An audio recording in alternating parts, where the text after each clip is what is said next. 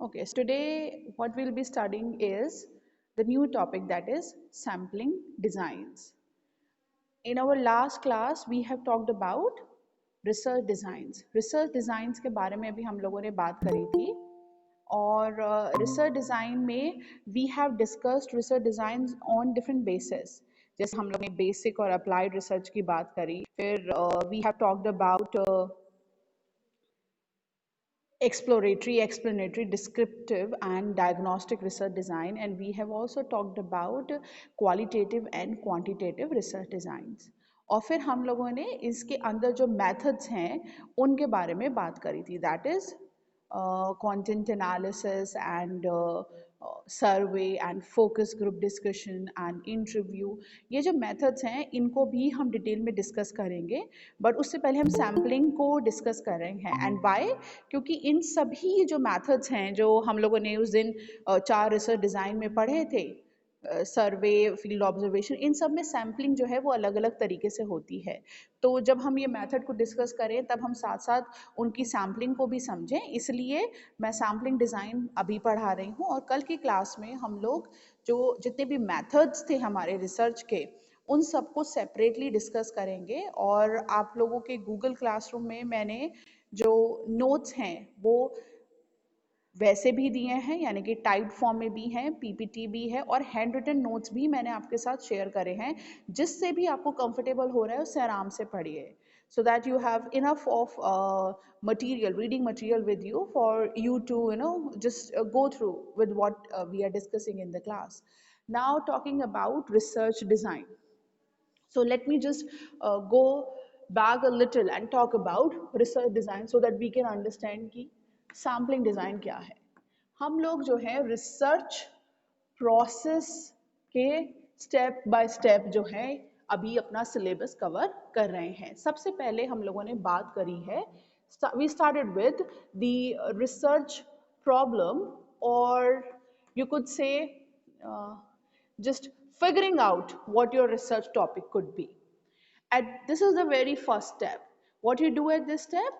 You do brainstorming. आप brainstorming करते हो और उसके बाद you do literature review. फिर आप literature review करते हैं. And why do you do literature review? You do literature review so that you can go from theoretical plane to empirical plane.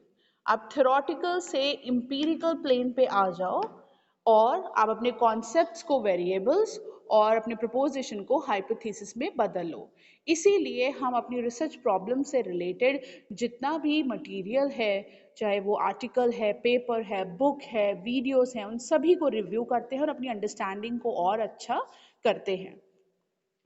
सो ये स्टेप हमारे लिटरेचर रिव्यू में रहते हैं. Empirical level पे आते आते हम थर्ड स्टेप पे पहुंच जाते हैं, जो कि है स्टेटिंग दी हाइपोथेसिस.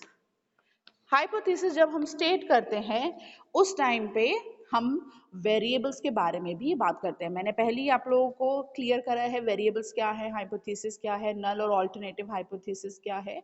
तो जब हम अपनी हाइपोथेसिस की बात कर रहे होते हैं, so we also talk about variables, क्योंकि हाइपोथेसिस वेरिएबल्स की ही वर्किंग एक्सप्लेनेशन है. If you people remember, concepts या कॉन्स्ट्रक्ट्स जो है वो वेरिएबल्स में चेंज होते हैं और प्रपोजिशन जो है वो हाइपोथेसिस में चेंज होती है. So definitely you do involve variables in your hypothesis. Concepts के बीच की रिलेशनशिप को हम प्रपोजिशन बोलते हैं और वर्किंग फॉर्म में वेरिएबल्स के बीच के रिलेशनशिप को हम हाइपोथेसिस बोलते हैं. ये हमारा स्टेटिंग द हाइपोथेसिस तक का स्टेप हो गया. अब इस स्टेप तक जब आप पहुंच गए हैं, उसके बाद आपको क्या करना है? उसके बाद आपको अपने रिसर्च का स्ट्रक्चर तैयार करना है. That means how you would be doing your research. उसको हम बोलते हैं research design. That is your research design. Okay, first step in this is to determine whether you are doing a basic research or an applied research. पहला step है जब आप ये figure out करते हो कि आप बेसिक रिसर्च कर रहे हो या अप्लाइड रिसर्च, यानी कि you would be using your research for some kind of action और it is purely for knowledge. ये बहुत ही सिंपल सा स्टेप है and it doesn't take much, ये हमारे दिमाग में पहले से ही हमारे को क्लियर रहता है। Then you think about whether you are going to do a qualitative research or you're going to do a quantitative research. That means you are going to deal with the information you'll be collecting in terms of numerical data, or you'll be collecting the data in terms of words, in terms of ideas, in terms of uh, description like quality, attitude, opinion. What would you be doing? And once you have selected this, then you go for other research designs. That is, you select from exploratory or from descriptive or from explanatory or lastly from diagnostic. इनमें से आपका कौन सा research design होने वाला है, और else you will be doing experiment. आप इन चारों में से कुछ नहीं कर रहे, you will be doing a pure experiment. क्या होने वाला है तो आप ये डिसाइड करते हो, और जब आप ये रिसर्च डिजाइन सेलेक्ट कर लेते हैं, चूज कर लेते हैं, then you select the methods. फिर हम मेथड्स पे आते हैं, और मेथड्स मैंने आप लोगों को बताए बहुत सारे हैं। You have survey, you have focus group discussion, you have interview, you have content analysis, you have field observation, and you have projective techniques. You also have case studies. So, n number of methods are available. Now the point comes that for your research method that you have selected under your research design, how you will be selecting your sample. And even before that, why do you need to select a sample?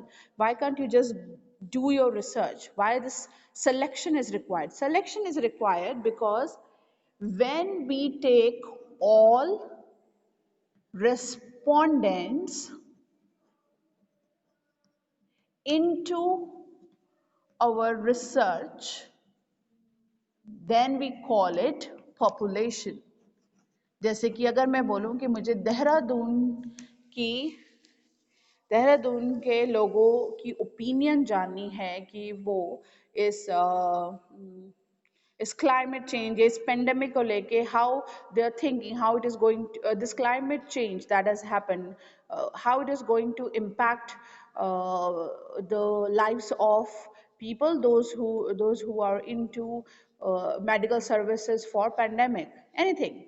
Or let's say what people think about our present government, what people think about all weather report, what people think about anything. It could be just anything. So if I can go and talk to each and every Dehradun person, then that will mean I am talking to the population of my research. Population means आपके पूरी जनगणना जो research के अंदर आ रही है। But this is not practically possible. Why? Because you have problem with time. हो सकता है आपको एक टाइम के अंदर रिसर्च करना हो। You have problem because you would be needing more human resource. अगर आपको इतने लोगों से बात करनी है, आप अकेले नहीं कर सकते, आपको सालों महीनों लग जाएंगे। So you would be needing human resource. When you would be needing human resource, लोगों को देने के लिए you would be needing money.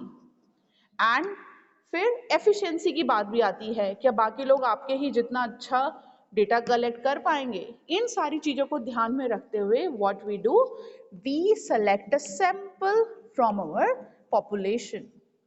हम अपनी जो पॉपुलेशन है उसमें से एक सैंपल लेते हैं। जैसे कि अगर हमें खाने का टेस्ट बताना है तो हम पूरा खाना खा के टेस्ट नहीं बताते हैं, we just fill a spoon from whatever we have cooked and taste it, and then we tell that it is okay, fine, the salt is fine, the spiciness is fine, or this is good or that is good or maybe not good even.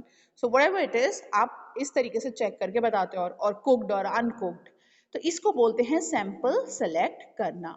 Sample select करने के हमारे पास दो major तरीके हैं। We have two major ways और divisions of sampling.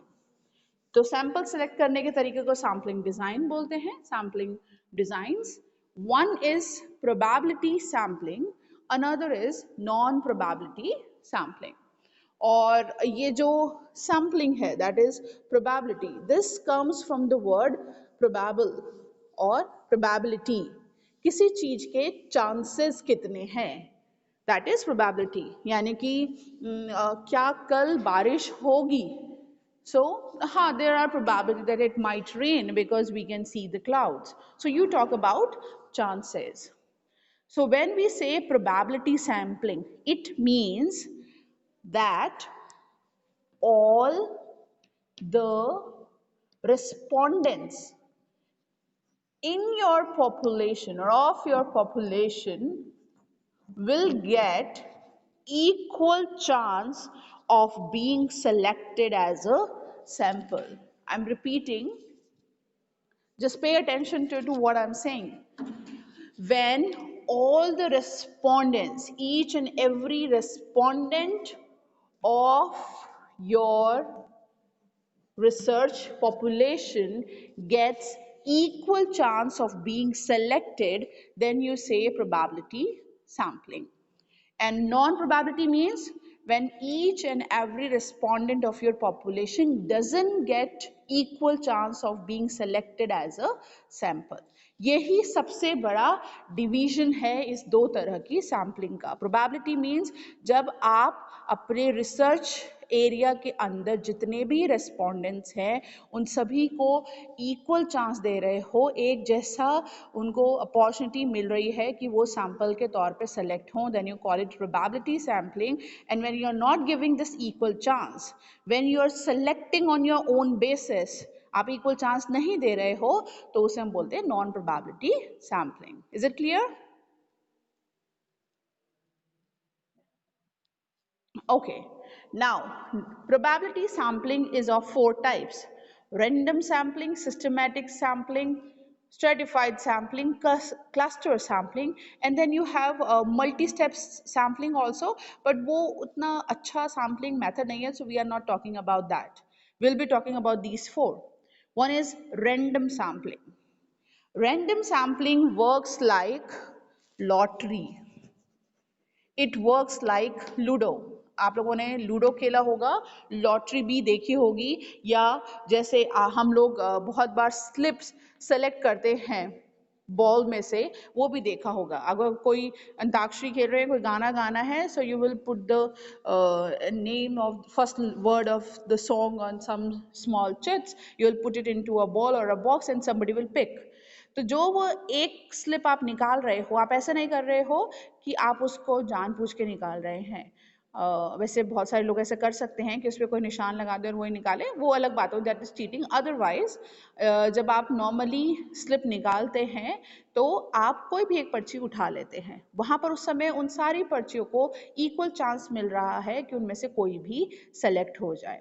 अगर आप अपने सिस्टम में 1000 लोगों का डेटा नाम डाल रहे हैं और आप अपने सिस्टम से रैंडमली बोल रहे हैं कि वो 10 नाम निकाल के दे दे, तो वो एक रैंडम सिलेक्शन है। रैंडम सिलेक्शन मतलब जब आप बस at random, without thinking, without any thought process, without applying any kind of idea आप सिलेक्शन कर रहे हो। जैसे लूडो में जब आप लूडो का जो डाइस है उसे आप शफल करके और थ्रो करते हो, तो कोई सा भी नंबर आ सकता है 1 to 6 से। सेम यही तरीके से जब आप सैम्पलिंग करते हो तो उसे हम रैंडम सैम्पलिंग बोलते हैं। Systematic sampling goes with the idea, the nth term, nth term का मतलब क्या होता है, यहाँ पर इस n की जगह हम कोई सा भी नंबर रख सकते हैं. For example you have 20 people, 1 2 3 4 ऐसे. Likewise you have 20 people with you, and then you say that every fourth individual will be your sample. और आप लोगों से बोल रहे हो कि वो अपने, पहले आपने ये nth टर्म नहीं लोगों को बताया है, आपने उन्हें बोला है कि just stand in a line, and then you are saying every fourth individual is your sample. So you'll be picking 4 and then 8 and then 12 and then 16 and then 20th. You'll have sample. Instead of this, you could say every second or every third, then third will be, then 6 and 9. So depending on how big you have the population, उस हिसाब से आप ये term को select कर सकते हैं. आप 20th लिख सकते हैं, 25th लिख सकते हैं, 100th लिख सकते हैं, 200th लिख सकते हैं, कुछ भी हो सकता है. यहाँ पर एक ही रोटेशन का नंबर फॉलो करे जाता है, उस हिसाब से ही सिलेक्शन होता है. Then you have stratified sampling. Stratified sampling comes from the word strata. Strata means layer. Okay, strata से मतलब है लेयर. लेयर मतलब परत. जब आप अपनी पॉपुलेशन को अलग अलग लेयर में डिवाइड करते हो, फॉर एग्जांपल आपको इंडिया में स्टडी करनी है या उत्तराखंड में ही करनी है, मान लीजिए. सो उत्तराखंड में अगर आपको कोई स्टडी करनी है और आप चाहते हैं कि आपका सैंपल जो है इवनली